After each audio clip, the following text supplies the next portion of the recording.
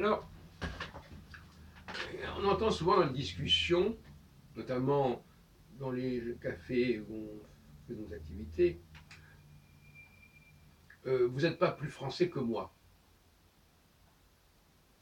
C'est une formule qu'on entend comme ça. Or, la question n'est pas de savoir si on est plus français ou moins français. Euh,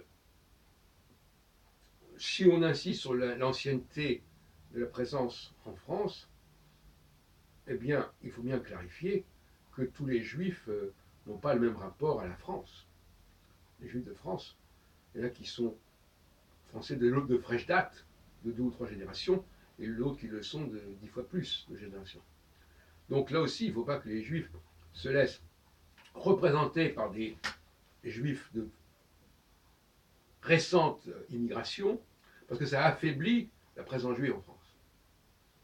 Et si c'est pour récupérer par un biais plus ou moins tordu cette ancienneté de la présence juive en France, ça ne tient pas la route face à la réalité historique qui fait que beaucoup de ces juifs n'ont rien à voir, dont les aïeux n'avaient rien à voir à la fin du XVIIIe siècle avec la France, ni de près ni de loin. Donc là aussi, il faut faire attention parce que il est essentiel d'expliquer que tous les juifs ne sont pas à mettre au même niveau, ne sont pas logés à la même enseigne. Maintenant, concernant les débats sur l'immigration, non, les immigrés ne sont pas. Alors, ils sont, d'un point de vue juridique, ils ne sont pas plus ni moins français que les autres, puisque ça ne veut rien dire, puisque on a ou on n'a pas sa carte d'identité, si on veut. Donc si on discute sur le mot français à ce stade-là, oui, évidemment. Mais qu'est-ce que ça veut dire avoir la carte d'identité? Pas grand-chose.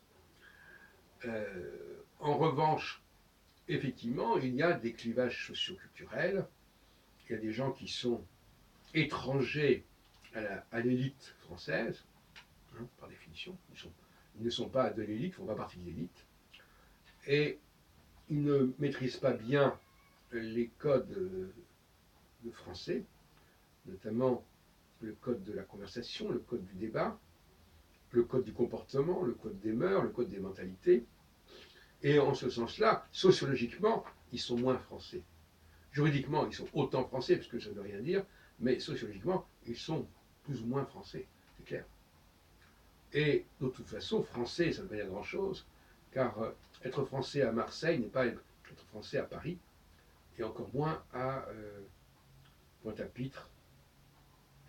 Et donc finalement, ce sont des formules extrêmement creuses, extrêmement vagues.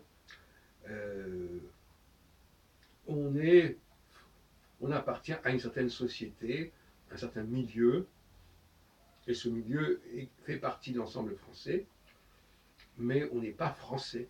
On est français et ceci, français et cela. On a un français martiniquais, n'est pas un français parisien, point final.